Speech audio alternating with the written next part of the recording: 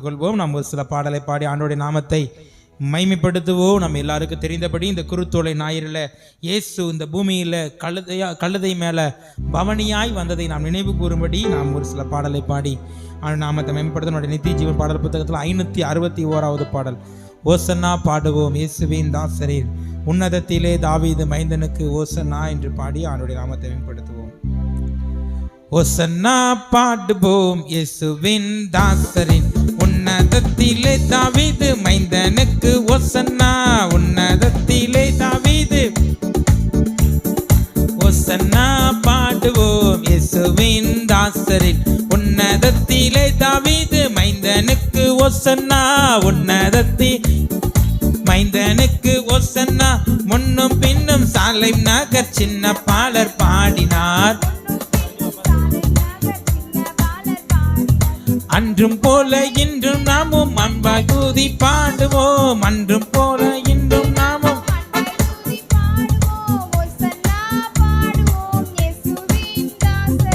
உன்னதத்திலே தாவீது மைந்தனுக்கு ஓசன்னா, உன்னதத்திலே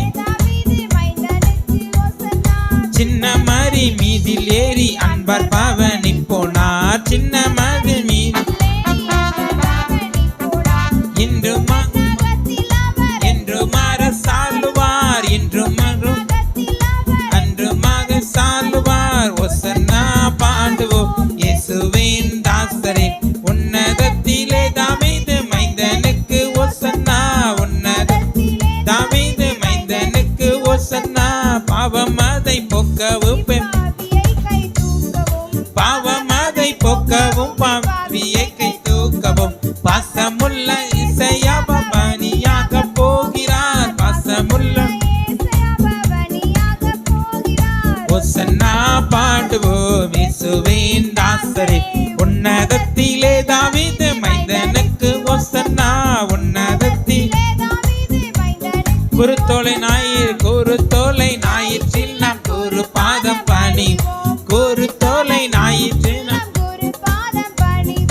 கூடியருள் பெற்று நாம் திரியரை போற்றுவோம், கூடியருள் பெற்று ஓசன்னா பாடுவோம் இயேசுவின் தாசரே, உன்னதத்திலே தாவீது மைந்தனுக்கு ஓசன்னா, உன்னதத்திலே தாவீது மைந்தனுக்கு ஓசன்னா. ஓசன்னா பாடுவோம் இயேசுவின் தாசரே, உன்னதத்திலே தாவீது மைந்தனுக்கு ஓசன்னா, உன்னதத்திலே மைந்தனுக்கு ஓசன்னா. அல்லேலூயா. பாருங்க, இயேசு கழுதை மேலே பவனியா வந்தது ஏதோ ஒரு தற்செயலாக நடந்த விஷயம் இல்லை.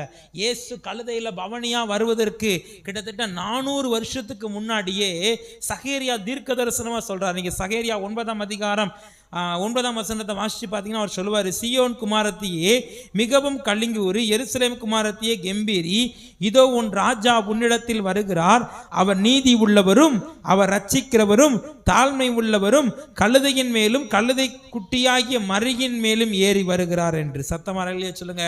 400 வருஷத்துக்கு முன்னாடி தீர்க்க தரிசனமாக உரைக்கப்பட்டது தான் அந்த நாளில் நிறைவேறினது. அலையிலேயே சொல்லுங்க. 2000 ஆண்டுகளுக்கு முன்பாக சகேரியா உரைத்த தீர்க்க தரிசனம் நிறைவேறின அந்த நாளை தான் இன்னைக்கு நம்ம கொண்டாடி கொண்டிருக்கிறோம். அந்த நாளில் நம்ம இன்னொரு பாடலை பாடி ஆண்டோடைய நாமத்தை மகிமைப்படுத்துவோம். இயேசு ராஜா முன்னே செல்கிறார், ஓசன்னா கீதம் பாடுவோம் என்று சொல்லி நம்ம ஆண்டவரை உயர்த்தி, ஓசன்னா அப்படின்னா என்ன அர்த்தம்னா ரட்சிக்கிறவர் அர்த்தம். அலையிலேயே சொல்லுங்களேன். நம்மளை விடுவிக்கிறவர் அர்த்தம். அவருடைய நாமத்தை உயர்த்தி பாடி நாம் மகிமைப்படுத்தும். ஓசன்னா இயேசு ராஜா முன்னே செல்கிறார், ஓசன்னா கீதம் பாட. நித்திய ஜீவன் பாடல் புத்தகத்தில் 128வது பாடல். இயேசு ராஜா முன்னே செல்கிறார், ஓசன்னா கீதம் பாடுவோ. இயேசு ராஜா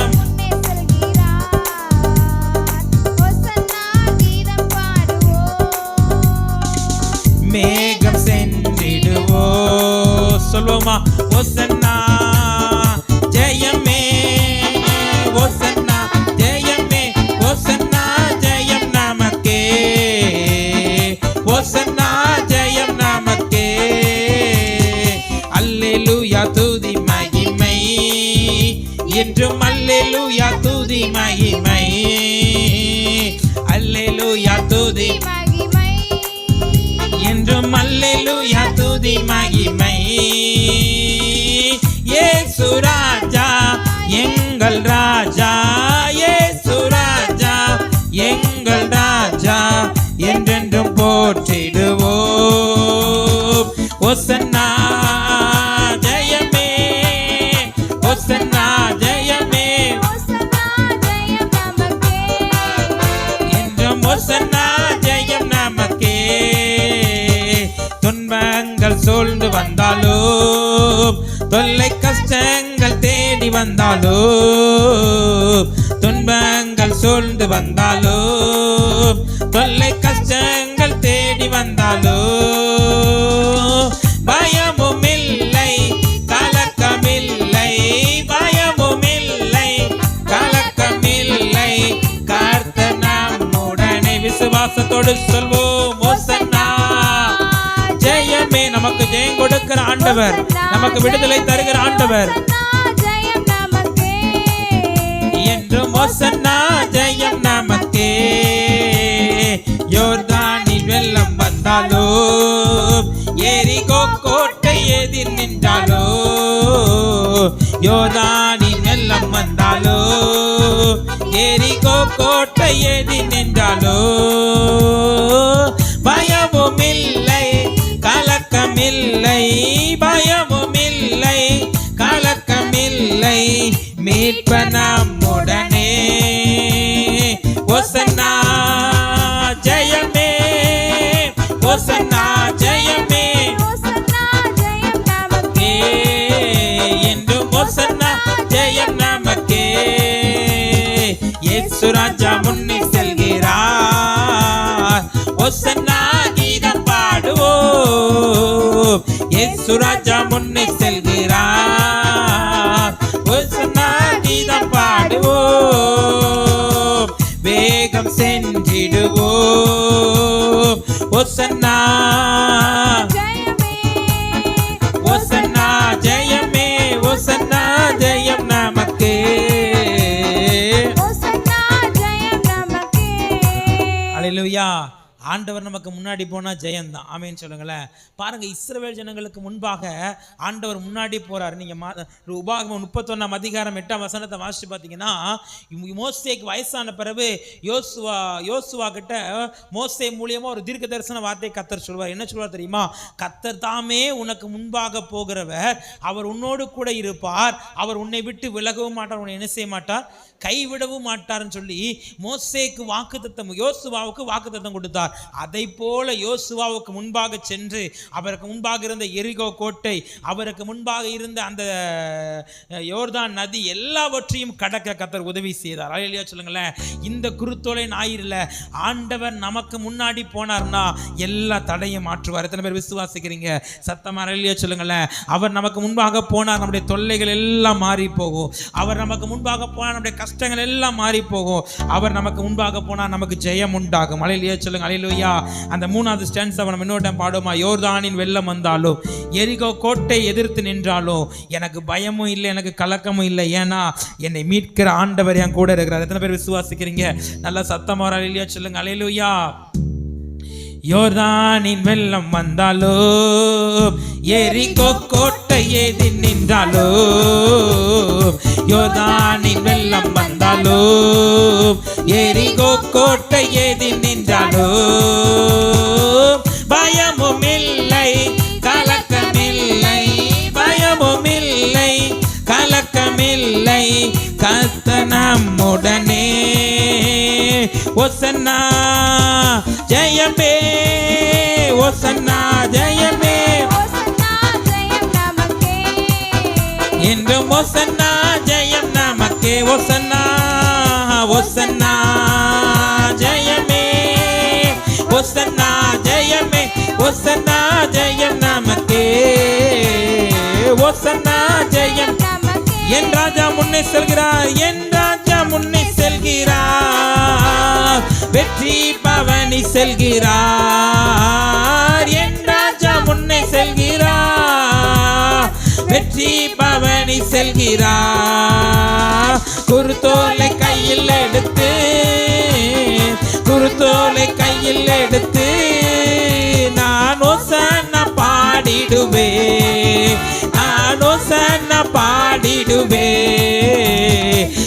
கிறிஸ்துவுக்குள் வாழும் எனக்கு எப்போதும் வெற்றி உண்டு. விசுவாசத்தோடு சொல்வோமா, அவரோடு இருக்கிற நமக்கு ஒரு நாளும் தோல்வி என்பதே இல்லை. எப்போதும் வெற்றி உண்டு, வெற்றி உண்டு, வெற்றி உண்டு, வெற்றி உண்டு. நமக்கு வெற்றி உண்டு, வெற்றி உண்டு, வெற்றி உண்டு, வெற்றி உண்டு, வெற்றி உண்டு, வெற்றி உண்டு. நமக்கு வெற்றி உண்டு, வெற்றி உண்டு, வெற்றி உண்டு. கிறிஸ்துவுக்குள் வாழும் எனக்கு எப்போதும் வெற்றி உண்டு. இயேசு கிறிஸ்துவுக்குள் வாழும் எனக்கு எப்போதும் வெற்றி உண்டு. சாத்தானின் அதிகாரம் எல்லாம் என் நேசர் பறித்துக் கொண்டார். சொல்வோமா, சாத்தானின் எல்லா சத்துருவின் அதிகாரத்தையும் அவர் சிலுவையிலே ஆமென் சிலுவையில் அறைந்து விட்டார், சிலுவையில் அறைந்து விட்டார். இயேசு காலாலே மீதித்து விட்டார், இயேசு காலாலே மீதித்து விட்டார். கிறிஸ்துவுக்குள் வாழும் எனக்கு எப்போதும் வெற்றி உண்டு. இயேசு கிறிஸ்துவுக்குள் வாழும்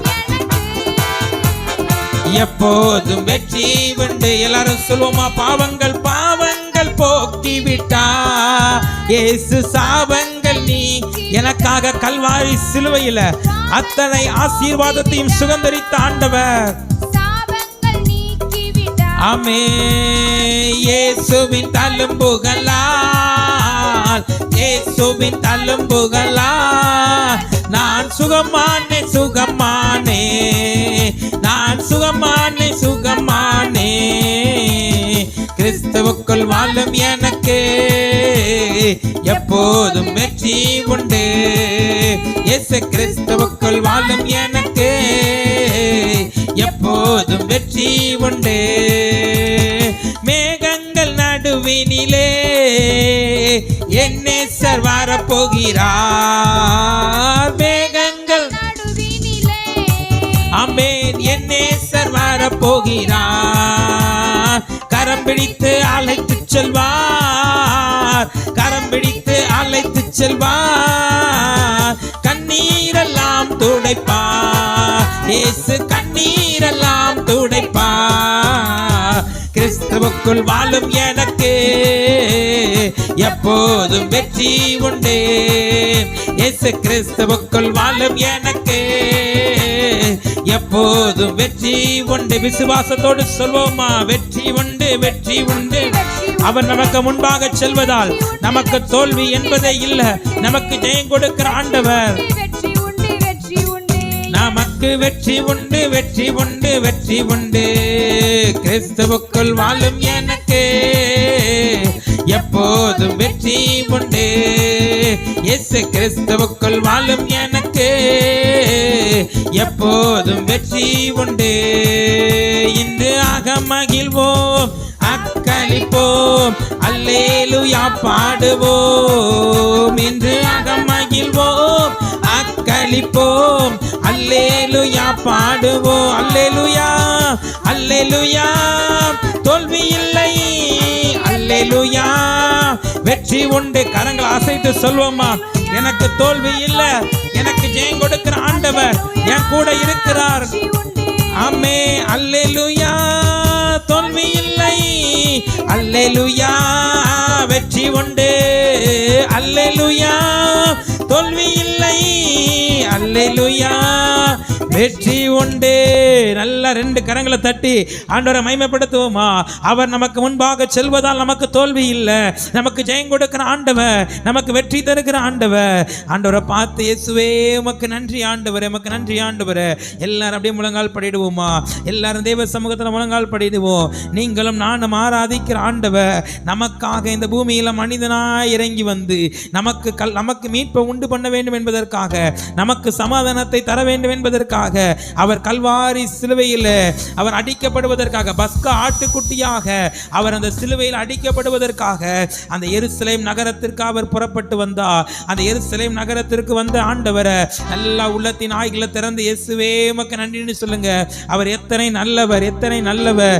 நீங்களும் நானும் பட வேண்டிய தண்டனையை, நீங்களும் நானும் பட வேண்டிய அந்த அடிகளை அவர் நமக்காக அவர் சிலுவையில் ஏற்றுக்கொண்டாரு, நமக்காக அவர் ஏற்றுக்கொண்டாரு. உள்ளத்தின் ஆழத்திலிருந்து ஏசப்பாக்கு நல்ல வாயை திறந்து நன்றி செலுத்துங்க பார்ப்போம். ஆண்டவரே, என் மேல நினைவு கூர்ந்து என்ன உங்களை ஆராதிக்கும்படி, உங்க நாமத்தை உயர்த்தும்படி என்ன தெரிந்தெடுத்தீரே உமக்கு நன்றின்னு சொல்லுங்க. அப்பா, உங்க நாமத்தை உயர்த்தும்படி என்ன தெரிந்தெடுத்தீரே உமக்கு நன்றி ஆண்டவரே, உமக்கு நன்றி ஆண்டவரே. அப்பா, உங்க நாமத்தை துதிப்பதற்கு ஆண்டவர் சொல்றாரு, குழந்தைகள் பாலகர் வாயினால் நான் துதி உண்டு பண்ணுவேன் என்று சொன்னது போல அவரை துதிப்பதற்காகவே நம்மளை தெரிந்து கொண்டா, அவரை ஆராதிக்குவதற்காகவே நம்மளை தெரிந்து கொண்டா, அவருடைய நாமத்தை உயர்த்துவதற்காகவே நம்ம தெரிந்து கொண்டா. அந்த ஆண்டவரை நம்ம எல்லாரும் ஆராதிக்க போகிறோம். அன்றைக்கு அந்த எருசலேமில் இருந்த ஜனங்கள் தங்களுடைய முழு இருதயத்தோடு, தங்கள் முழு ஆத்மாவோடு கர்த்தரை ஆராதித்தாங்க. பாருங்க, அவங்க வஸ்திரத்தெல்லாம் கலற்றி, அந்த வஸ்திரத்தெல்லாம் கீழே விரித்து, அவங்க பாருங்களேன், உன்னதத்தில் இருக்கிற தேவனுக்கு மகிமையோ அவருக்கு சமாதானமும் உண்டாகாது என்று சொல்லி அவர் எப்படி முழு இருதயத்தோடு ராஜாவாக வந்த ஆண்டவரை அவர்கள் எப்படி முழு இருதயத்தோடு ஆராதித்து கனப்படுத்தினார்களோ, இன்றைக்கு நீங்கள் உன்னதத்தில் இருக்கிற கர்த்தருடைய நாமத்தினாலே வருகிறவர் ஸ்தோத்தரிக்கப்படத்தக்கவர் என்று சொல்லி அவர்கள் சத்தமாய் அவரை ஆர்ப்பரித்து ஆராதித்தார்கள். இந்த காலை ஆராதனையில் நீங்களும் நானும் அவரை ஆராதிக்க போகிறோம். முழு இருதயத்தோடு நல்ல வாய்களை திறந்து இயேசுவுக்கு நன்றி செலுத்துங்க பார்ப்போம். அவர் எத்தனை நல்லவராய் நம்ம வாழ்க்கையில் இருந்திருக்கிறார். கடந்த நாட்கள் முழுவதும் நம்மை பாதுகாத்து நம்ம குடும்பத்தை அதிசயமா நடத்தி வந்திருக்கிறார். நல்லா முழு இருதயத்தோடு இயேசுவை நம்ம எல்லாரும் ஆராதிக்க போகிறோம். எல்லாம் நல்ல வலது கரத்தை உயர்த்தி, பரலோகத்தில் சிங்காசனத்தில் அமர்ந்திருக்கிற தேவன் உங்க ஆராதனையில பிரியப்படுகிறார். உங்க ஆராதனை ஏற்றுக்கொள்ளும்படி அவர் இப்பொழுது நம்ம மத்தியில் அசைவாடி கொண்டிருக்கிறார். நல்ல வலது கரத்தை உயர்த்தி சொல்லுவோமா, வல்லவரே உம்மை ஆராதிப்பே, நல்லவரே உம்மை ஆராதிப்பே, வல்லவரே உம்மை ஆராதிப்பே, நல்லவரே உம்மை ஆராதிப்பே, ஆராதிப்பே நான் ஆராதிப்பே, ஆண்டவரே சுவை. நல்ல கரங்களை உயர்த்தி சொல்லுவோம். கரங்களை அசைத்து அந்த பரலோகத்தில் வீற்றிருக்கிற பரிசுத்த ஆவியானவரே ஆராதிப்பே, ஆராதிப்பே நான் ஆராதிப்பே, ஆண்டவரே சுவை ஆராதிப்பே, ஆராதிப்பே நான் ஆராதிப்பே, ஆண்டவரே சுவை ஆராதிப்பே, பரிசுத்த உள்ளத்தோடு ஆராதிப்பே, பணிந்து குனிந்து. அவர் பிரியப்படுகிற ஆராதனை இது தெரியுமா? நம்முடைய இருதயத்தில் காணப்படுகிற அந்த பரிசுத்தத்தை அவர் எதிர்பார்க்கிறார். ஆராதிப்பே, ஆராதிப்பே நான் ஆராதிப்பே, ஆண்டவரே சுவை ஆராதிப்பே, ஆராதிப்பே நான் ஆராதிப்பே, ஆண்டவரே சுவை ஆராதிப்பே, காண்பவரே உம்மை ஆராதிப்பே, காப்பவரே உம்மை ஒவ்வொரு நாளும் என்னை பாதுகாக்கிற தெய்வம். ஆமென். காப்பவரே உம்மை ஆராதிப்பே, ஆராதிப்பே நான் ஆராதிப்பே. எல்லாரும் முழு மனதோடு முழு இருதயத்தோடு அப்பா உமக்கு ஆராதனை செலுத்துகிறோம். ஆராதிப்பே, ஆண்டவரே சுவை ஆராதிப்பே, வெண்ணாடை அணிந்து ஆராதிப்பே, குருத்தோலை ஏந்தி ஆராதிப்பே, வெண்ணாடை அணிந்து குருத்தோலை ஏந்தி ஆராதிப்பே, ஆராதிப்பே நான் ஆண்டவரே சுவை ஆராதிப்பே, ஆராதிப்பே நான் ஆராதிப்பே, ஆண்டவரே சுவை ஆராதிப்பே, ஆராதனை உமக்கே அனுதினமோ உமக்கே ஆராதனை உமக்கே அனுதினமோ உமக்கே என் மீது அன்பு கூர்ந்து பலியானி சிலுவையிலே எனக்காய் ரத்தம் சிந்தி கழுவினின் குற்றம் நீங்க பிரித்தெடுத்தே பிறக்கும் முன்னால் உமக்கென்று வாழ்ந்திட சொல்வோமா. பிரித்தெடுத்து அவர் ஆராதிக்கும்படி இந்த ஜனத்தை நான் எனக்கென்று ஏற்படுத்தினேன், இவர்கள் என் துதியை சொல்லி வருவார்கள் என்று சொன்னவர். ஆராதனை உமக்கே அனுதினமும் உமக்கே முழு இருதயத்தோடு ஆராதனை உமக்கே அனுதினமும் உமக்கே உம்மை முழு உள்ளத்தோடு ஆராதிப்பே முழு பலத்தோடு அன்பு கூறுவே. ஆராதனை ஆராதனை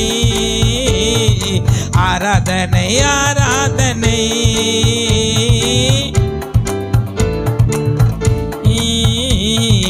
ஆராதனை ஆராதனை அன்பு கூறுவே இன்னும் அதிகமாய் ஆராதிப்பை. எல்லாரும் அவருடைய நாமத்தை உயர்த்துவோமா நல்ல முழு பலத்தோடு.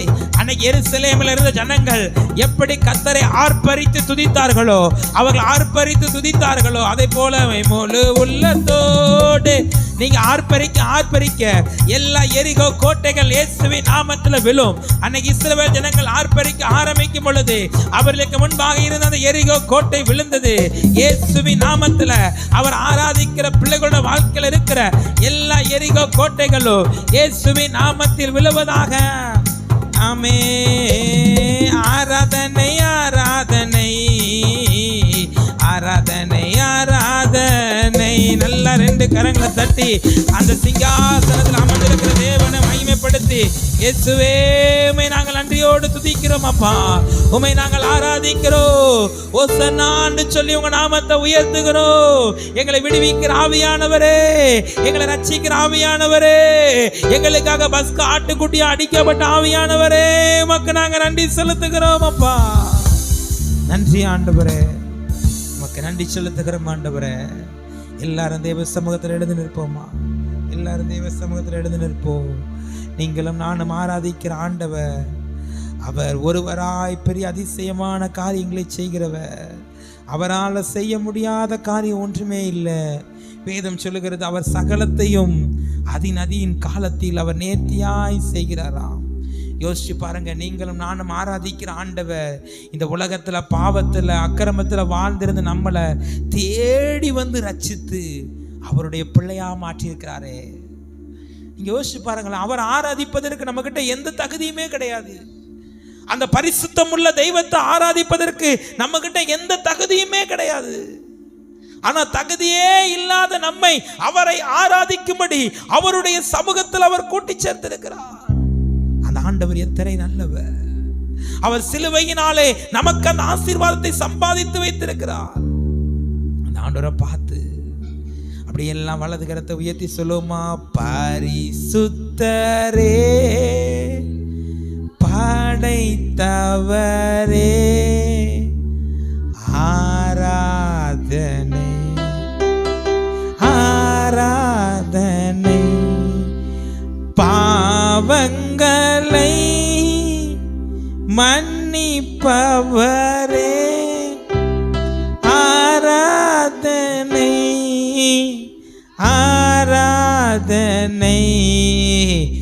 ஓசன்னா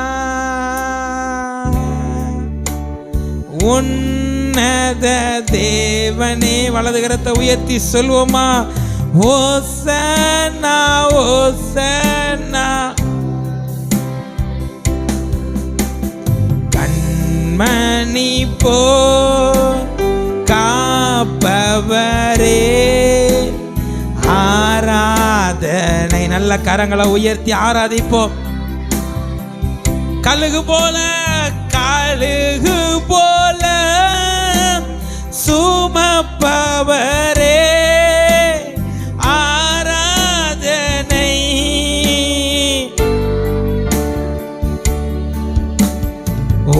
ஓசன்னா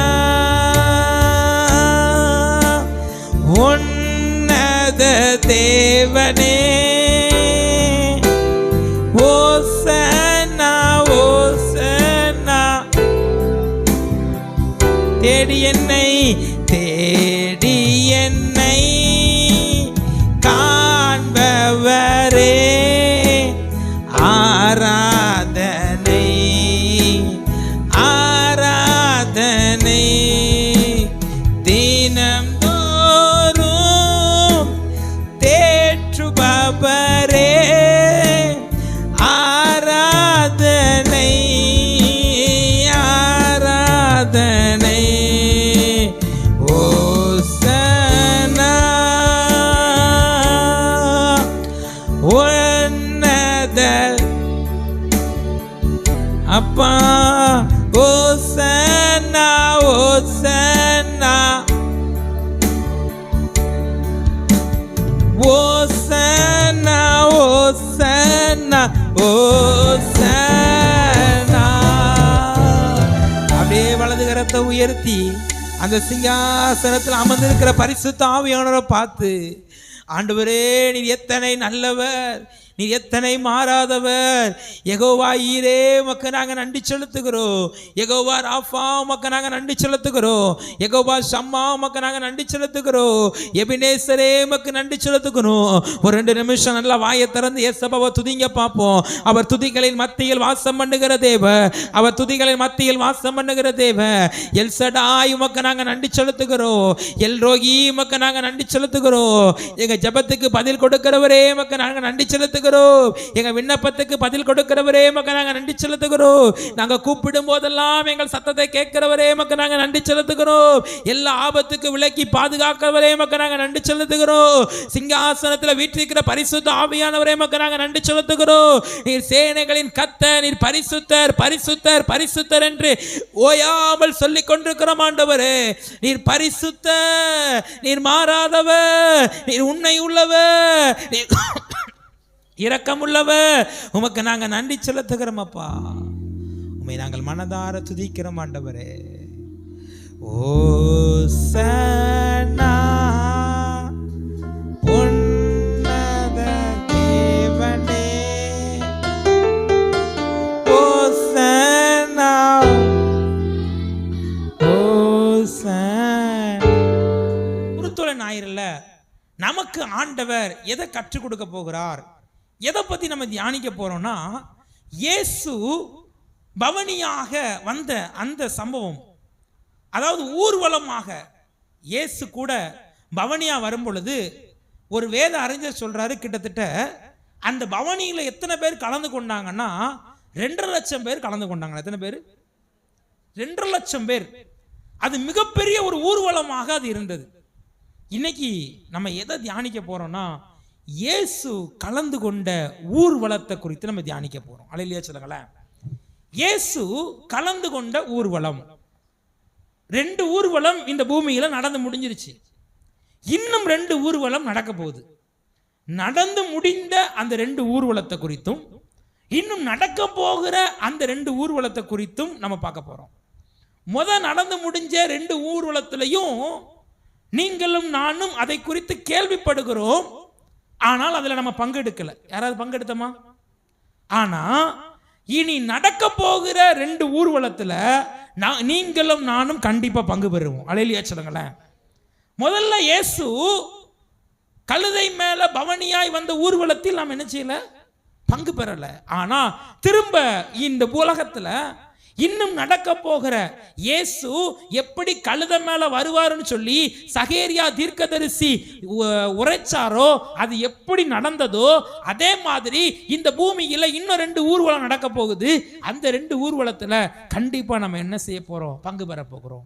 முதலாவது இயேசு கலந்து கொண்ட ஒரு ஊர்வலம். வாசிக்கலாம். லூக்கா எழுதின சுவிசேஷம் 7ஆம் அதிகாரம் 11ஆம் வசனத்தை வாசிங்க. 11ல இருந்து வாசிங்க. லூக்கா. அவர் நாயின் என்னும் ஊருக்கு போனார். அவருடைய சீசர்கள் அநேகரும் திரளான ஜனங்களும் அவரோட கூட போனார்கள். போதும். இயேசு நாயின் என்கிற ஒரு ஊருக்கு போனார். அவரோடு கூட திரளான ஜனங்களும் அவருடைய சீஷரும் என்ன செய்தார்கள்? போனார்கள். இப்ப அந்த அது 12வது வசனத்தை வாசிங்க. அவர் ஊரின் வாசலுக்கு சமீபித்த போது மரித்து போன ஒருவனை அடக்கம் பண்ணும்படி கொண்டு வந்தார்கள். அவன் தன் தாய்க்கு ஒரே மகனாயிருந்தான். அவளோ கைம்பெண்ணாயிருந்தால் ஊராரில் வெகு ஜனங்கள் அவரோடு கூட வந்தார்கள். இயேசு ஒரு ஊருக்குள்ள போறாரு. அவர் கூட ஒரு திரளான ஜனங்கள் வர்றாங்க, அவருடைய சீஷர்கள் வர்றாங்க. இப்ப அவர் ஊர்வலமாய் அந்த நாயின் என்கிற ஊருக்கு போகும் பொழுது அந்த ஊருக்குலிருந்து அவருக்கு எதிராக இன்னொரு ஊர்வலம் வருது. அது என்ன ஊர்வலம்? இயேசு ஒரு ஊர்வலத்தில் போறார். அவர் ஜீவனுள்ள தேவன், ஜீவனுள்ள ஜீவாதிபதி கலந்து கொண்ட ஒரு ஊர்வலம். இரண்டாவது ஒரு ஊர்வலம் இருக்கிறது. ஒரு வாலிப பையன் மரித்துட்டான். அவன் எப்படி மரித்தான் என்று பைபிள்ல எழுதல. ஆனா அவங்க அந்த தாயார் ஏற்கனவே அவங்க கணவனை இழந்தவங்க, அவங்களுக்கு இருந்த ஒரே பையன் வாலிப பையனும் மரிச்சதுனால அங்கேயும் வெகு ஜனங்கள் அந்த ஊர்வலத்திற்காக என்ன செய்யறாங்க? வராங்க. பொதுவா இந்த ஊர்வலத்தை பார்த்தீங்கன்னா சில ஊர்வலத்துக்கு 200 ரூபா பணம் கொடுத்து பிரியாணி கொடுத்தா தான் கூட்டம் என்ன செய்யும்? சேரும். 200 ரூபா பணம் கொடுத்து. ஆமாம், சில ஊர்வலத்திற்கு ஆட்டோமேட்டிக்காக என்ன செஞ்சு கூட்டம் சேர்ந்துடும். 200 ரூபா பணம் கொடுக்காம கூட்டம் என்ன செய்யாது? வராது. நன்றி சொல்லணும்னா கூட நம்ம ஓட்டு போட்டு அவங்க ஜெயிச்சிட்டாங்க, நம்ம ஓட்டு போட்டு ஜெயிச்சிட்டாங்க, நமக்கு நன்றி சொல்லணும். நமக்கு நன்றி சொல்லணும்னா நன்றி எங்கே வந்து சொல்லணும்? நன்றி எங்கே வந்து சொல்லணும்? நம்மகிட்ட வந்து சொல்லணும். நம்ம எங்கே இருப்போம்? கரெக்டாக சொல்லி நம்ம வீட்டில் இருப்போம். நம்ம வீட்டில் நம்ம தெருவில் அக்கா எனக்கு ஓட்டு போட்டீங்க நன்றி நினைச்சணும். ஆனால் அவங்க நன்றி சொல்கிறதுக்கு அந்த முக்குரோட்டுக்கு என்ன செய்வாங்க? இங்கே இருந்து நம்ம ஊரா 200 ரூபாய் வாங்கிட்டு போயிடுவோம். இங்கே இல்லை மட்டும் இல்லை, கோயில்பேட்டில் அப்படி தான். நன்றி சொல்வதற்கு எங்கே வரணும்? வீட்டுக்கு தான் என்ன செய்யணும். அப்படி தான் இன்னைக்கு உலகத்தில் நிறைய ஊர்வலம் என்ன செய்யுது. இயேசு கலந்து கொண்ட ஊர்வலம் அப்படி கிடையாது. இயேசுவை பார்ப்பதற்கு இவர் அற்புதம் செய்கிறவராச்சே, இவர் அதிசயம் செய்கிறவராச்சே, இவர் கை வச்சு ஜெபம் பண்ணா குருடர் பார்வை அடைகிறாங்க, முடவர் நடக்கிறாங்க, சப்பானி எழுந்து நடக்கிறாங்கன்னு சொல்லி அவரை பார்ப்பதற்காக திரளான ஜனங்கள் இயேசு கூட என்ன செய்றாங்க? வர்றாங்க. இயேசு ஒரு கிராமத்துக்கு போனாருன்னா கண்டிப்பா காரணம் இல்லாம ஒரு கிராமத்துக்குள்ள என்னமே செய்ய மாட்டாரு, போக மாட்டாரு. இந்த நாயின் என்கிற ஊர் ஒரு அழகான ஊராம். பைபிள்ல நாயின் என்கிற ஊர் ஒரே ஒரு டைம் மட்டும்தான் வருது. இந்த ஊர்ல அழகா இருக்கிற ஒரு கிராமம். அந்த கிராமத்துல இயேசு ஊர்வலமாய் வரும் பொழுது அவருக்கு எதிராக இன்னொரு ஊர்வலம் வருது. அது என்ன ஊர்வலம்னா சவ ஊர்வலம். இந்த ஊர்வலத்துடைய தலைவர் யாரு? இயேசு கிறிஸ்து. கரெக்டா இல்லையா? இந்த ஊர்வலத்துடைய தலைவர் இயேசு கிறிஸ்து. இவர் ஜீவனுள்ள தேவன். எதிர்த்தாப்புல ஒரு ஊர்வலம் வருது இல்ல, சவ ஊர்வலம். அந்த ஊர்வலத்துடைய தலைவர் யாரு? யாரு? மரித்து போயிட்டான். அவன் மரித்து போன வாலிபன். அந்த ஊர்வலத்துடைய லீடர் யாரு அப்படின்னா, இந்த உலகத்துல கொல்லவும் அழிக்கவும் வருகிற பிசாசானவன் தான் அதனுடைய லீடர். கரெக்டா நான் சொல்றது புரியுதா? இந்த ஊர்வலத்துடைய லீடர் ஜீவனுள்ள தேவன். அந்த மரித்து போன சவ ஊர்வலத்துடைய லீடர் யாருன்னா பிசாசு. நம்ம ஊர்ல சொல்லுவாங்க, எமன் எரும மாட்டு மேல என்ன செய்யறான்? ஏறி வாரான் அப்படிம்பாங்க. அப்படிதானே சொல்லுவாங்க. அதே மாதிரி மரித்து போன வாலிபன், மரித்து போன அந்த வாலிபனுடைய ஊர்வலத்துடைய லீடராக அந்த கூட்டமா எல்லாரும் என்ன செய்யறாங்க? வராங்க. இந்த சமயத்துல 2 ஊர்வலமும் அங்க என்ன செய்கிறது? சந்திக்கிறது. அங்க இருந்த எல்லாரும் அந்த பெண்ணுக்கு ஆறுதல் சொல்றாங்க. அவ ஏற்கனவே கணவனை இழந்துட்டா, ஏற்கனவே அவருடைய இருதயத்துல காயம். இந்த ஒரே ஒரு வாலிப பையன் தான் என் எதிர்காலம், இந்த பிள்ளை என்னை காப்பாற்றுவான், இவன் கூட இருப்பான் அப்படின்னு நம்பிக்கையோடு இருந்த அந்த அம்மா நம்பிக்கையெல்லாம் எற்று போட்டு என்ன செய்யறாங்கன்னா அழுது கொண்டே வராங்க. அங்க இருந்த எல்லாரும் அவளுக்கு ஆறுதல் சொன்னாங்க. ஆனா யாருடைய ஆறுதலும் அந்த அம்மாவுடைய அழுகை என்ன செய்ய முடியல, நிறுத்த முடியல. ஆனா 13வது வசனத்தை பாருங்களேன். கர்த்தர் அவள் மேல் மனதுருகி ராஜாவே என்று சொல்லி அழாதே என்று சொல்லி கிட்ட வந்து பாடையை தொட்டார். அதை சுமந்தவர்கள் நின்றார்கள். அப்பொழுது அவர், வாலிபனே எழுந்திரு என்று உனக்கு சொல்லுகிறேன் என்றார். மரித்தவன் எழுந்து உட்கார்ந்து பேச தொடங்கினார். சத்தமா இல்லையா சொல்லுங்களேன். இயேசு ஊர்வலமா வரும் பொழுது மரித்து போயிருந்த அந்த சவ ஊர்வலத்தில் மரித்து போயிருந்த அந்த வாலிபனை பார்த்து, அந்த சவ ஊர்வலத்தில் இருந்த அந்த மரித்து கிடந்த வாலிபனை தொட்டு முதலாவது அந்த குடும்பத்தை ஆறுதல் படுத்துகிறார், அந்த தாயார் ஆறுதல் படுத்துகிறார். பிற மரித்து போனவனை தொட்டு எழுந்திருந்து சொன்ன உடனே மரித்தவனுக்குள்ளே மீண்டும் ஒரு உயிர் மீச்சை கட்டளையிடுகிறார். அலையிலேயே சொல்லுங்களேன். இந்த குருத்தோலை ஞாயிறுல இயேசு கழுதை மேல பவனியாய் வந்த ஆண்டவர் இன்றைக்கு உங்களை சந்திக்கிறார். இன்றைக்கு அவர் நாயின் ஊர் விதவை அழுது கொண்டிருந்த பொழுது அவளுடைய கண்ணீரை துடைக்கும்படி மரித்து போனவனை உயிரோடு எழுப்பினது போல உங்க வாழ்க்கையில முடிந்து போனது என்று சொல்லி நம்பிக்கை இழந்திருக்கிற உங்களுக்கு அவர் மீண்டும் ஒரு நம்பிக்கையை கட்டளையிடுவார். எத்தனை பேர் விசுவாசிக்கிறீங்க? சத்தமா சொல்லுங்களேன். இதுல ஜெபம் பண்ணி வாய்ப்பே இல்லை, இதுல அற்புதம் நடக்க வாய்ப்பே இல்லை. அவ்வளவுதான். அந்த வாலிபனை அடக்கம் பண்ணுவதற்கு கொண்டு போயிட்டாங்க. ஆனா இயேசு அந்த பாடையை தொட்டு அவனை மரித்து போனவனை உயிரோடு கூட அவர் என்ன செய்தார்? எழுப்பினார். இன்னைக்கு ஒருவேளை நீங்க சரீர பிரகாரமா மரிச்சாம உங்க ஆவிக்குரிய வாழ்க்கை ஒரு வேதம் சொல்லுகிறது, ஒரு தரம் மரிப்பதும் பின்பு நியாய தீர்ப்பு அடைவதும் மனுஷனுக்கு நியமிக்கப்பட்டிருக்கிறது. பைபிளை பொறுத்தளவு நம்ம கிறிஸ்தவங்களுடைய மரண வீட்டுக்கு போனா நம்ம என்ன சொல்லுவோம்? மரித்துட்டாங்கன்னு சொல்ல மாட்டோம், நித்திரை அடைந்துட்டார்கள் தான் சொல்லுவோம். என்ன சொல்லுவோம்? நித்திரை அடைந்து, கர்த்தருக்குள் நித்திரை அடைந்துட்டார்கள் சொல்லுவோம். ஆனா மரணம்ங்கிறது எதை குறிக்குது அப்படின்னா, நம்முடைய சரீர மரணம் இல்ல, நம்முடைய ஆவிக்குரிய மரணம். நம்முடைய என்னைக்கு ஒரு மனிதன் இந்த பூமியில பாவம் செய்கிறானோ, என்றைக்கு இந்த ஒரு மனிதன் ஆண்டவருக்கு விரோதமா பாவம் செய்து ஆண்டவரை விட்டு தூரமா போறானோ, அப்பொழுது அவனுடைய ஆத்மா என்ன செஞ்சிரும்னா மரித்திரும். வேதம் சொல்லுகிறது, உங்கள் அக்கிரமங்களே உங்களுக்கும் எனக்கும் நடுவாக பிரிவினை என்ன செய்கிறதுனா உண்டு பண்ணுகிறது. நம்முடைய பாவங்கள் தான் ஆண்டவருக்கும் நமக்கும் நடுவுல ஒரு பிரிவினையை உண்டு பண்ணுகிறது. நம்முடைய ஆத்மா மரித்திருக்கிறது. தேவனோடு கூட பேச முடியல, தேவனோடு உறவாட முடியல. நீங்க வேதத்தை வாசிச்சு பாருங்க. ஆதாமையும் ஏவாளையும் கர்த்தர் ஏதேன் தோட்டத்தில் வைத்தார். என்றைக்கு ஆதாமும் ஏவாளும் கர்த்தருக்கு விரோதமா பாவம் செய்தார்களோ அன்றைக்கு அவர்களால தேவனுடைய சத்தத்தை கேட்க முடியல. ஆண்டவர் கூப்பிடுறார், ஆதாமே ஆதாமே நீ எங்க இருக்கிற, நீ எங்க இருக்கிறன்னு கேட்கும்போது ஆதாம் ஆண்டவர் விட்டு என்ன செஞ்சானா ஒளிந்து கொண்டான். இந்த நாட்கள்ல இந்த குருத்தோலை ஞாயிறுல ஒருவேளை உங்க ஆத்துமா தேவனோடு இருக்கக்கூடிய அந்த உறவுல, தேவனோடு இருக்கக்கூடிய அந்த ஐக்கியத்துல அது விலகி இருந்துச்சுன்னா இன்னைக்கு ஆண்டவர் அதை திரும்பவும் உயிர்ப்பிப்பார். அல்லேலூயா சொல்லுங்களேன். உங்க ஆத்மா பாவத்தோடு நரகத்துக்கு போவதை ஆண்டவர் விரும்பல. உங்க ஆத்மாவை திரும்பவும் சந்திக்கும்படி, திரும்பவும் உயிர்ப்பிக்கும்படி கர்த்தர் இன்னைக்கு உங்களை சந்திக்கிறார். அல்லேலூயா சொல்லுங்க. மரித்து போன ஆத்மாவை அவர் உயிரோடு கூட எழுப்புகிறார். இரண்டாவது இயேசு கலந்து கொண்ட இன்னொரு ஊர்வலம் லூக்கா 19ஆம் அதிகாரம்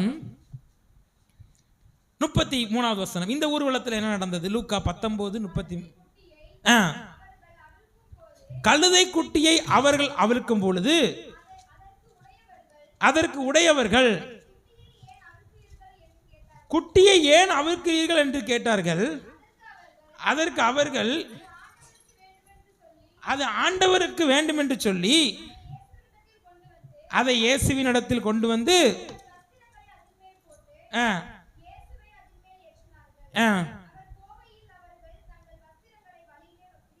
அவர் போகையில் அவர்கள் தங்கள் வஸ்திரங்களை வழியிலே விரித்தார்கள். ஒலிவமலையின் அடிவாரத்துக்கு சமீபமாக வருகையில் திரளான கூட்டமாகிய சீசத்தாரும் தங்கள் சந்தோஷப்பட்டு கர்த்தருடைய நாமத்தினாலே வருகிற ராஜா ஸ்தோத்தரிக்கப்பட்டவர், பரலோகத்திலே சமாதானமும் உன்னதத்திலே மகிமையும் உண்டாகத என்று சொல்லி மிகுந்த சத்தத்தோடு தேவனை புகழ்ந்தார்கள். போதும். இங்க இரண்டாவது ஒரு ஊர்வலம் நடக்குது. இங்கே நீங்க வாசிச்சு பார்த்தீங்கன்னா தெரியும், திரளான கூட்டத்தார். நாயினூர் விதவைக்குள்ள இயேசு ஊர்வலமா போகும் பொழுது அங்கேயும் திரள் கூட்ட ஜனங்கள் என்ன செஞ்சாங்க, இருந்தாங்க. இப்ப எருசலேமுக்கு ஒலிவ மலையிலிருந்து இயேசு எருசலேமுக்கு கழுதை மேல பவனியா வரார். பொதுவா அந்த காலத்துல கழுதைனா நம்ம ஊர்ல பார்க்குற கழுதை கிடையாது. நம்ம ஊர்ல கழுதைனாலே ஒரு மட்டமான ஒரு மிருகமா நம்ம என்ன செய்வோம், ஒரு ஆளை திட்டுனா கூட படக்கு நினைத்துட்டுவோம், ஏன் கழுதை அப்படிம்போம் அப்படின்னு சொல்லுவோம். ஆனா அந்த கழுதை இல்லை, அது கோவேறு கழுதை. அதாவது ராஜா ஏறி வருகிற கழுதை. அதாவது ஒரு ஊர்ல ஒரு பட்டணத்துல ஒரு ராஜா கழுதை மேல வந்தாருன்னா அந்த அந்த நாட்டோடு சமாதானம் பண்ண வராருன்னு அர்த்தம். சமாதானம் பண்ண வராருன்னு. அதே அவர் குதிரை மேல வந்தாருன்னா அவர் அந்த நாட்டோடு யுத்தம் பண்ண போறாருன்னு அர்த்தமா. என்ன பண்ண போறாருன்னு அர்த்தம். இப்ப கழுதை சமாதானத்தை குறிக்குது. அந்த கழுதையின் மேல ஒரு ராஜா வரார்ல, அந்த ராஜா எப்படிப்பட்டவர்னா, அவர் இந்த பூமியில பிறக்கும் போதே அவருக்கு ஒரு பேர் கொடுக்கப்பட்டது. அவர் சமாதான பிரபு. சமாதான பிரபு. அந்த சமாதான பிரபுவாகிய ராஜா இந்த கழுதை மேல ஏறி எருசலேமை பார்த்து வருகிறார். அங்க இருக்கிற எல்லாரும் சந்தோஷப்படுறாங்க. இயேசு ராஜாவாக கழுதை மேல வர்றதை பார்த்து எல்லாரும் சந்தோஷப்படுறாங்க. ஆனா என்ன நடந்துச்சுன்னா 41ஆம் வசனத்தை வாசிங்க. அவர் சமீபமாய் வந்த பொழுது நகரத்தை பார்த்து அதற்காக கண்ணீர் விட்டு அழுதார். எல்லாரும் இயேசு கழுதை மேல வராரு சந்தோஷப்படுறாங்க. எல்லாரும் இயேசுவுக்கு தங்களுடைய வஸ்திரத்தை விரிக்கிறாங்க, மரக்கலையை வெட்டி போடுறாங்க, என்னென்னமோ செய்யறாங்க. ஆனா இயேசு நகரத்தை பார்த்தவர் என்ன செய்தாரு, கண்ணீர் விட்டார். முதல்ல ஒரு ஊர்வலம் நடந்துச்சு தெரியுமா? அந்த ஊர்வலத்துல அழுது கொண்டிருந்த ஒரு பெண்ணுடைய கண்ணீரை இயேசு என்ன செய்தாரு, துடைத்தார். அவன் அழுகையை நிப்பாட்டுறதுக்கு வேற வழியே இல்லை. மரித்து போன உயிரோட எழுப்பினா தான் முடியும்னு சொல்லி மரித்தவன் உயிரோட எழுப்பிட்டாரு. ஆனா இந்த இடத்துல இயேசு என்ன செய்றாரு, அழுகிறார். நகரத்தை பார்த்து கண்ணீர் வடிக்கிறார். அவர் அந்த தேசத்தை பார்த்து எருசலேமை பார்த்து ஏன் அழுகிறார்? எருசலேம் மிகப்பெரிய பட்டணம். அந்த பட்டணத்துல சாலமோன் கட்டின தேவாலயம் இருந்துச்சு. அந்த பட்டணத்துல வேதபாதகர் இருந்தாங்க, பரிசேயர் இருந்தாங்க, சதுசேயர் இருந்தாங்க. இன்னொன்னு தெரியுமா, இயேசு கழுதையில பவனியா வந்த அந்த சமயம் பஸ்கா பண்டிகை ஆசரிக்கக்கூடிய சமயம். பஸ்கா பண்டிகை எதுக்கு ஆசரிப்பாங்க? நீங்க பழைய ஏற்பாடு புஸ்தகத்தை வாசிச்சு பார்த்தீங்கன்னா, இஸ்ரவேல் ஜனங்களை எகிப்து தேசத்தை அடிமைத்தனத்திலிருந்து விடுதலை ஆக்கினார் ஆண்டவர். அதற்கு முன்னாடி அவங்க ஒரு ஆட்டை பலியிட்டு அவங்க அந்த பஸ்கா பண்டிகை என்ன செய்வாங்க, ஆசரிப்பாங்க. அந்த ஆட்டை பலியிட்டு அந்த ஆட்டோட ரத்தத்தை தங்களுடைய வீட்டோட நிலைக்காலில் அவங்க என்ன செய்வாங்க, பூசுவாங்க. இப்ப பஸ்கா பண்டிகை டைம்ல தான் இயேசு எருசலேம்ல வராரு. பண்டிகை கொண்டாட்டத்திற்காக அங்க நிறைய ஆயத்தங்கள் செய்யப்படுகிறது. எல்லா இடத்துல இருக்கிற இஸ்ரவேலரும் எருசலேமுக்கு வந்துட்டாங்க. பண்டிகைக்கான ஆயத்தம் இருக்கு, பெரிய தேவாலயம் இருக்கு. தேவாலயத்துல பரிசேயர் சதுசேயர் எல்லாருமே இருக்காங்க. ஆனா இயேசு அந்த நகரத்தை பார்த்து கண்ணீர் வடிக்கிறார். அந்த நகரத்தை பார்த்து அழுகிறார். ஏன் இயேசு அந்த நகரத்தை பார்த்து அழுகிறார் தெரியுமா? அவர் பாருங்க, அவர் என்ன சொல்றார். 43வது வசனத்தை வாசிங்க. உனக்கு கிடைத்த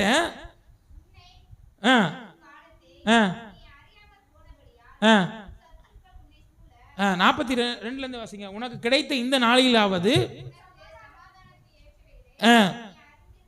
அறிந்திருந்தாயானால் நலமாயிருக்கும். இப்பொழுதோ ஆண்டவர் சொல்றாரு, உனக்கு கிடைச்ச இந்த நாளிலாவது நீ சமாதானத்தை அறிந்திருந்தாயானால் நலமாக இருக்குமே. இயேசு சமாதான பிரபுவாக சுவிசேஷத்தை அறிவிக்கும்படி அற்புதங்களை செய்யும்படி அந்த ஊருக்கு வந்ததை அங்கு இருந்த யாருமே என்ன செய்யலனா ஏற்றுக்கொள்ளல. இன்னும் அங்கு தேவாலயத்தில் என்ன நடந்தது தெரியுமா? 45ஆம் வசனத்தை வாசிங்க. பின்பு அவர் தேவாலயத்தில் பிரவேசித்து அதிலே விற்கிறவர்களையும் கொள்ளுகிறவர்களையும் புறம்பே துரத்தி என்னுடைய வீடு ஜெப வீடா இருக்கிறது. நீங்களோ அதை எப்படி மாத்திட்டாங்க? எருசலேம் தேவாலயம், சாலமோன் கட்டின ஆலயம். சாலமோன் ஜெபம் பண்ணும் பொழுது வானத்திலிருந்து மகிமை இறங்கி வந்தது. அந்த மகிமை இறங்கி வரும்போது ஆசாரிகளால் ஊழியம் செய்ய முடியாமல் இருந்தது. அவ்வளவு பிரம்மாண்டமான அந்த ஆலயத்தை அங்க இருந்த பதுசேயர், சதுசேயர், வேதபாதகர், அந்த எருசலேம்ல இருக்கிற எல்லாரும் சேர்ந்து அதை எப்படி மாத்திட்டாங்கன்னா கல்லர் குகையா என்ன செஞ்சிட்டாங்க? மாத்திட்டாங்க. இப்ப ஆண்டவர் என்ன செஞ்சார் தெரியுமா? தேவாலயத்துல சவுக்கை எடுத்து அந்த தேவாலயத்தை ஒரு சுத்திகரிப்பை உண்டு பண்ணினார். அல்லேலூயா சொல்லுங்க. முதல்ல அவர் முதலாவது வந்த ஊர்வலத்துல இயேசு மரித்து போனவனை உயிரோடு கூட எழுப்பினார். இரண்டாவது வந்த ஊர்வலத்துல என்ன நடந்துச்சு தெரியுமா? அந்த தேவாலயத்தை ஆண்டவர் சுத்திகரித்தார். தேவாலயத்துல விற்கிறவர்களும் கொள்ளுகிறவர்களும் அவன் ஆட்டை கொண்டு வந்து கட்டுறான், அவன் புறாவிக்கான், அவன் ஆசனத்தை போட்டு உட்கார்ந்துட்டான். கர்த்தருடைய ஆலயத்தை தன்னுடைய இஷ்டத்தின்படி, தன்னுடைய விருப்பத்தின்படி செய்த ஒவ்வொருவரையும் ஆண்டவர் சவுக்கை எடுத்து ஒரு சுத்திகரிப்பை கட்டளையிட்டார். அல்லேலூயா சொல்லுங்களேன். இரண்டாவது ஆண்டவர் ஊர்வலமா வரும் பொழுது அவர் தேவாலயத்தை சுத்திகரித்தார். இன்றைக்கு எது தேவாலயம் தெரியுமா? நம்ம கண்ணு முன்னாடி பார்க்கிறோமே, இது தேவாலயம் இல்லை. அவர் தங்குகிற, அவர் வாசம் பண்ணுகிற அந்த தேவாலயம் தான் நீங்களும் நானும். அவர் தங்குகிற, அவர் வாசம் பண்ணுகிற இந்த ஆலயம். அவர் இந்த ஆலயத்தில் தங்குற மாதிரி நம்ம இருக்கிறோமா? இல்லைன்னா இந்த ஆலயத்தை நம்ம கல்லர் குகையா மாத்திட்டோமா? இந்த ஆலயத்துல ஜெப சத்தம் இருக்குதா? இல்லைன்னா இந்த ஆலயத்துல வேற எதுவும் சத்தம் இருக்குதா? இந்த ஆலயத்துல ஆண்டவர் வாசம் பண்ணுகிறாரா? இல்லைன்னா இந்த ஆலயத்துல வேற யாரும் வாசம் பண்றாங்களா? இந்த லெந்து நாட்கள்ல இந்த ஆலயத்தை நம்ம பரிசுத்தப்படுத்துவோம், இந்த ஆலயத்தை சுத்திகரிப்போம், இந்த ஆலயத்தை ஆண்டவர் விரும்புகிற மகிமையின் ஆலயமா நம்ம என்ன செய்வோம்? மாற்றுவோம். இயேசு இரண்டாவது வந்த ஊர்வலத்துல ஆலயத்தை சுத்திகரித்தார். மூன்றாவது ஒரு ஊர்வலம் இருக்குது. இந்த ஊர்வலத்துல தான் நீங்களும் நானும் பங்கு பெற போகிறோம். அது என்ன ஊர்வலம் தெரியுமா? வாசிக்கலாம். 1 தெசலோனிக்கேயர் 4ஆம் அதிகாரம் 16-17 வாசிங்க. 1 தெசலோனிக்கேயர் 4ஆம் அதிகாரம் 16-17. ஏனெனில் கர்த்தர் தாமே, எல்லாரும் எடுத்துட்டீங்க? எத்தனாவது பக்கம்? 280. எல்லாரும் எடுத்துக்கோங்க. 282வது பக்கம் 1 தெசலோனிக்கேயர் 4ஆம் அதிகாரம் 16-17. கர்த்தர் தாமே ஆரவாரத்தோடும் பிரதான தூதருடைய சத்தத்தோடும் தேவ எக்காலத்தோடும் வானத்திலிருந்து இறங்கி வருவார். அப்பொழுது கிறிஸ்துவுக்குள் மரித்தவர்கள் முதலாவது எழுந்திருப்பார்கள். பின்பு உயிரோடு இருக்கும் நாமும் கர்த்தருக்கு எதிர்கொண்டு போய் மேகங்கள் மேல் அவருடனே கூட ஆகாயத்தில் எடுத்துக்கொள்ளப்பட்டு இவ்விதமா எப்பொழுதும் கர்த்தருடனே கூட இருப்போம். அல்லேலூயா சொல்லுங்களேன். முதல்ல 2 ஊர்வலமும் இந்த உலகத்துல நடந்து முடிஞ்சிருச்சு. மூணாவது ஊர்வலம் இருக்குது. இந்த ஊர்வலத்துல இயேசு வருகிறார். அவர் எப்படி வர்றாரு? முதலாவது வந்த 2 ஊர்வலத்திலையும் திரளான ஜனங்கள் கூட வந்தாங்க, சீஷர்கள் கூட வந்தாங்க. ஆனா இப்போ ஒரு ஊர்வலம் நடக்க போகுது இனி இந்த உலகத்துல. அந்த ஊர்வலத்துல என்ன நடக்கும் தெரியுமா? அவர் எப்படி வருவார் தெரியுமா? ஆரவாரத்தோடும் பிரதான தூதருடைய சத்தத்தோடும். பொதுவா ஒரு ஊர்வலத்துல முதல்ல என்ன இருக்குன்னா, முன்னாடி நல்லா சத்தம் போட்டு என்ன செய்வாங்க? கத்துவாங்க. அப்படிதானே? ஒரு கட்சி ஊர்வலமாக இருந்தாலும் சரி, இல்லைன்னா ஒரு என்ன சொல்றது, இந்த சவ ஊர்வலத்தில் கூட பார்த்தீங்கன்னா வயசானவங்க இறந்துட்டா அதில் பாட்டு போட்டு சத்தமாக என்ன செய்வாங்க? கத்துவாங்க, ஆர்ப்பரிப்பாங்க. ரெண்டாவது பாருங்க, நிறைய ட்ரம்ஸ் எல்லாம் என்ன செய்வாங்க? வாசிப்பாங்க. கல்யாண வீட்டுக்கு மாப்பிள்ளை வர்றாருன்னா மாப்பிள்ளை வர்றதுக்கு முன்னாடியே முதல்ல என்ன சத்தம் கேட்கும்? அந்த ட்ரம்ஸ் சத்தம் தான் என்ன செய்யும்? அதே மாதிரி மணவாளனாகிய இயேசு இந்த பூமிக்கு ஊர்வலமாக வரும் பொழுது இங்க வசனம் அழகா சொல்லுகிறது, ஆரவாரத்தோடும் பிரதான தூதனுடைய சத்தத்தோடும் தேவ எக்காலத்தோடும் வானத்திலிருந்து இறங்கி வருவார். அல்லேலூயா சொல்லுங்களேன். அந்த ஊர்வலத்துல இயேசு ராஜாதி ராஜாவாய் வருகிற அந்த ஊர்வலத்துல நீங்களும் நான் என்ன செய்யணும்? பங்கு பெறணும். வசனம் சொல்லுகிறது, கிறிஸ்துவுக்குள் மரித்தவர்கள் உயிரோடு கூட என்ன செய்வாங்க? முதலாவது. அதுக்கப்புறம் ஒரே நிமிஷத்துல இப்ப இயேசு ஆரவாரத்தோடும் பிரதான தூதரோட சத்தத்தோடு வந்தாருன்னா நம்ம ஒரு நிமிஷத்துல எப்படி மாறிடுவோம்னா மகிமையின் சரீரமா என்ன செஞ்சிருவோம்? இந்த மாம்சமும் இந்த இரத்தத்தோடு இயேசுவை நம்ம என்ன செய்ய முடியாது? சந்திக்க முடியாது. நம்ம ஒரே நிமிஷத்துல எப்படி மாறிடுவோம்னா மறுரூபத்தின் சாயலா என்ன செஞ்சிருவோம்? மாறிடுவோம். இந்த மாம்சமும் இந்த இரத்தமும் இந்த பூமியில் என்ன செஞ்சிரும்? அழிச்சு போயிரும். ஆனா அவருடைய வருகையில அந்த ஆரவார சத்தம், அந்த எக்கால சத்தம் யாருடைய காதுக்கு கேட்கும் தெரியுமா? யாரெல்லாம் ஆயத்தமா இருக்காங்களோ, யாரெல்லாம் அந்த மணவாளனை சந்திக்க எதிர்கொண்டிருக்கிறாங்களோ அவங்க காதுக்கு தான் சத்தம் என்ன செய்யும்? கேட்கும். அதாவது ஒரு கல்யாண வீடு நடக்குன்னு வச்சுக்கோங்களேன். கல்யாண வீட்டுக்கு பொண்ணு வீட்டில் எல்லாம் ரெடி ஆகிட்டு இருக்கும்போது மாப்பிள்ளை வந்துட்டாரா பாருன்னு ஃபோன் பண்ணி கேட்டே இருப்பாங்க. அவங்க கோயில்பட்டில் அப்போ தான் கிளம்பியிருப்பாங்க. ஆனால் அவர் என்ன சொல்லுவார்? இலேசனல் முக்கு ரோட்டுக்கு நினச்சிட்டேன் வந்துட்டேன் பாரு. ஆனால் பக்கத்தில் வந்துட்ட உடனேயும் அவர் எப்போ வருவார் அப்படின்னு முதல்ல அந்த ட்ரம்ஸ் சத்தம் யாரு கேட்கும்? பொண்ணு வீட்டில் உள்ளவங்களுக்கு தான் என்ன செய்யும்? பக்கத்து வீட்டுக்காரங்களுக்கு என்ன செய்யாது? ஏன்னா அவங்களுக்கு அதுக்கும் சம்பந்தமே. ஏன்னா பொண்ணு வீட்டுக்காரங்க தான் மணவாளனை சந்திப்பதற்கு அவங்க எப்படி இருக்காங்க? அப்ப இயேசு மணவாளனாய் இந்த பூமியிலே அவர் வரும்போது அவர் தூதர்களோடு பரலோகத்தில் இருக்கிற கோடிக்கணக்கான தூதர்களை கூப்பிட்டு இந்த பூமிக்கு வரும்போது அந்த ஆரவார சத்தம் யாரு காதுல கேட்கும் தெரியுமா? அந்த எக்கால சத்தம் யார் இயேசுவை சந்திக்க ஆயத்தமா இருக்காங்களோ அவங்க காதுல தான் என்ன செய்யும்? எல்லார் காதுலையும் கேட்காது. சர்ச்சுக்கு வர எல்லார் காதுலையும் கேட்காது. யார் இயேசுவை சந்திக்க ஆயத்தமா இருக்கிறாங்களோ அவங்க காதுல தான் கேட்கும். அவங்களதான் அந்த மணவாளன் தன்னோடு கூட்டிட்டு போய் அவருடைய ஊர்வலத்தில் நம்மளை என்ன செய்வாரு? பங்கெடுக்க வைப்பார். கடைசியாக இன்னைக்கு நம்ம குருத்தோலை ஞாயிறுல எப்படி நம்ம பவனியா போனோமோ இதே மாதிரி இன்னொரு நாள் நம்ம எல்லாரும் கையில குருத்தோலை வச்சுட்டு பவனியா போறோம். அது எங்க தெரியுமா?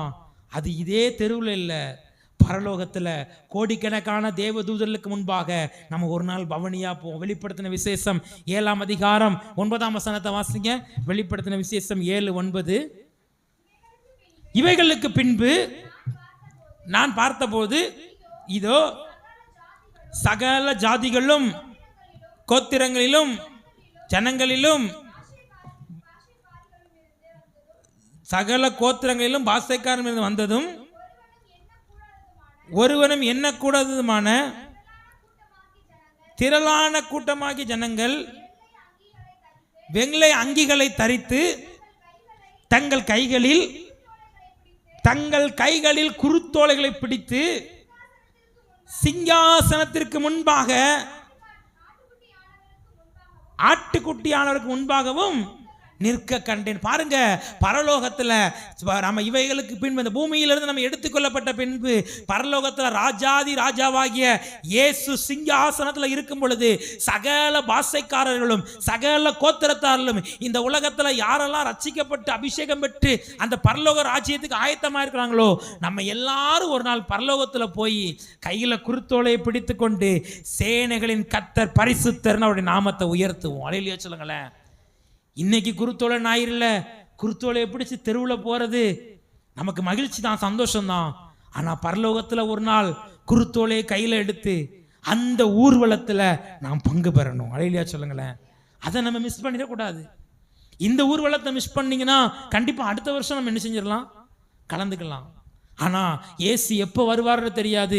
இனி இயேசு வரப்போகிற 2 முக்கியமான ஊர்வலம். அவர் ஆரவாரத்தோடும் பிரதான தூதத்தோடும் சத்தத்தோடும் இந்த பூமிக்கு வருவார். அந்த ஊர்வலத்தில் நம்ம பங்கு பெறணும். அதற்கப்புறம் நம்மெல்லாம் கூட்டிட்டு போய் பரலோகத்தில் ஜீவனுள்ள தேவனாய் சிங்காசனத்தில் அமர்ந்திருக்கிற தேவனுக்கு முன்பாக நம்ம எல்லாரும் சகல கோத்திரத்தாரும் சகல பாஷைக்காரர்களும் குருத்தோலையை கையில் பிடித்து கொண்டு நாம் அவரை பாடி மகிமைப்படுத்தணும். மழையிலே சொல்லுங்களேன். அந்த நம்பிக்கையோடு, அந்த நிச்சயத்தோடு இன்னைக்கு ஆண்டவர் வந்தாருன்னா அந்த ஊர்வலத்தில் நான் பங்கு பெறுவேனா? இன்னைக்கு ஆண்டவர் வந்தாருன்னா அந்த ஊர்வலத்தில் இயேசு என்ன கூட்டிட்டு போவாரா? இன்னைக்கு நம்ம ஊர்வலம் ஆரம்பிக்க முன்னாடி நம்ம ஆள் வரட்டும்னு சொல்லி ஒருத்தருக்காக ஒருத்தர் வெயிட் பண்ணுவோம். ஆனா இயேசு அது ஒரே வாய்ப்பு தான். அந்த வாய்ப்பை நம்ம விட்டுட்டோம்னா திரும்ப அந்த ஊர்வலத்தில் நம்ம பங்கு பெறவே முடியாது. அந்த ஊர்வலத்தில் இயேசு ராஜாதி ராஜாவாய் வருகிற அந்த ஊர்வலத்தில் பங்கு பெறணும் ஆண்டவரே. அவர் வரும்போது நம்ம எங்க இருப்போம்? அந்த ஊர்வலத்தில் பங்கு பெறுவதற்கு நம்ம ஆயத்தமா இருக்கோமா? அதற்கு நம்ம தகுதியா இருக்கோமாங்கிறத நம்ம பார்த்து இந்த குருத்தொழில் ஞாயிறுல ஆண்டவரத்தில் நம்ம அர்ப்பணிப்போம். ஆண்டவர் நம்மையும் நம்முடைய குடும்பத்தையும் ஆசீர்வதிப்பாராக. நம்ம எல்லாம் ஜெபம் எழுந்து நிற்போம்.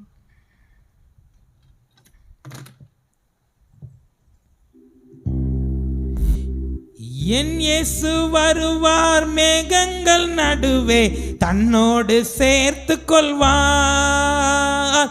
என் இயேசு வருவார், மேகங்கள் நடுவே தன்னோடு சேர்த்து கொள்வார். கூடவே வைத்து கொள்வார், என கூடவே வைத்து கொள்வார். பரலோகந்தான் என் பேச்சு, பரிசுத்தந்தான் என் மூச்சு. பரலோகந்தான் என் பேச்சு, என் மூச்சு. கொஞ்ச காலம் இந்த பூமியிலே, கொஞ்ச காலம் இந்த பூமியிலே இயேசுவுக்காய் சுவிசேஷத்துக்காய், இயேசுவுக்காய் சுவிசேஷத்துக்கு தாய். பரலோகந்தான் என் பேச்சு, பரிசுத்தந்தான் என் மூச்சு. பரலோகந்தான் என் பேச்சு, பரிசுத்தந்தான் என் மூச்சு. ஒரு மாற்றம் அடைந்து முகமுகமாக என் நேசரை காண்பேன். ஒரு மாற்றம் அடைந்து என் நேசரை காண்பேன். தொட்டு தொட்டு பாப்பேன், இயேசுவை தொட்டு தொட்டு பாப்பேன். பரலோகந்தான் என் பேச்சு, பரிசுத்தந்தான் என் மூச்சு. பரலோகந்தான் என் பேச்சு, பரிசுத்தந்தான் என் மூச்சு. அந்த பரலோகத்தில் இந்த குருத்தொழில் ஞாயிறுல ஆண்டவர்கிட்ட சொல்லுவோம், ஆண்டவரே நீர் பிரதான தூதருடைய சத்தத்தோடும் ஆரவாரத்தோடும் தேவ காலத்தோடும் வரும் பொழுது அந்த ஊர்வலத்தில் நான் பங்கு பெறணும் ஆண்டவரே. ஆண்டவர்கிட்ட சொல்லுங்க, ஆண்டவரே இன்னைக்கு ராத்திரி ஆண்டவர் வந்தாருன்னா நம்மளால அவரை சந்திக்க முடியுமா? உங்க வலது கரத்தை உங்க இருதயத்தில் வச்சு உங்களே நீங்க கேள்வி கேட்டு பாருங்களேன். இன்னைக்கு ராத்திரி ஏசப்பா பிரதான தூதனுடைய சத்தத்தோடு ஆரவாரத்தோடும் அவர் வந்தாருன்னா அந்த எக்கால சத்தம் நம்ம காதுல கேட்குமா? அந்த ஊர்வலத்தில் நம்ம பங்கு பெற முடியுமா? அந்த ஊர்வலத்தில் பங்கு பெறணும்னா அதற்கேற்ற ஆயத்தை நமக்குள்ள இருக்கணுமே. அந்த கோடான கோடி தூதர்களுக்கு முன்பாக குருத்தோலையை கையில பிடித்து கொண்டு சேனைகளின் கர்த்தர் பரிசுத்தர் என்று சொல்லி அந்த ஊர்வலத்தில் நம்ம பங்கு பெற முடியுமா? ஒருவேளை இதுவரைக்கும் நம்ம வாழ்க்கை அப்படி இல்லைன்னா, ஒருவேளை எருசலேம் தேவாலயத்தை போல நம்முடைய வாழ்க்கை கல்லர் குகையா இருந்ததுன்னா, எருசலேம் தேவாலயத்தை போல விற்கிறவர்களும் கொள்கிறவரும் ஒருவேளை நம்ம வாழ்க்கையில் இருந்தாங்க, ஆண்டவர்கிட்ட சொல்லுங்க, ஆண்டவரே இன்னைக்கு எனக்குள்ள ஒரு சுத்திகரிப்பு அனுப்புங்கப்பா, எனக்குள்ள ஒரு சுத்திகரிப்பு அனுப்புங்கப்பா. ஆண்டவரே எனக்குள்ள ஒரு சுத்திகரிப்பு உண்டாகட்டும். உம்முடைய வருகையில் முகமுகமாய் உம்மை நான் தரிசிக்க, அந்த பரலோகத்தின் மேன்மையை நான் பெற்றுக்கொள்ள, அந்த பரலோகத்தின் வாய்ப்பை நான் ஒரு நாள் இழந்துடக்கூடாது ஆண்டவரே. எனக்கு அப்படிப்பட்ட கிருபையை தாங்க ஆண்டவரே. தகப்பனே உடைய பிள்ளைகள் யார் யார் அப்படி ஒப்பு கொடுத்து ஜெபிக்கிறார்களோ, இங்கே சத்தத்தை கேட்கிற ஒருவர் கூட அந்த ஆண்டவரே நீர் தூதனோடு வருகிற அந்த பரலோகத்துக்கு என்று எங்களை அழைத்து போக வருகிற அந்த ஊர்வலத்தில் நாங்கள் எல்லாரும் பங்கு பெறணும் ஆண்டவரே. நாங்கள் ஒருத்தர் கூட அதை வேஸ்ட் பண்ணிடக்கூடாது. நீங்கள் உதவி செய்யுங்கப்பா, நீங்கள் கிருபை செய்யுங்க. நீ பெரிய சிம்லம் ஜெபிக்கிறோம் நல்ல பிதாவே.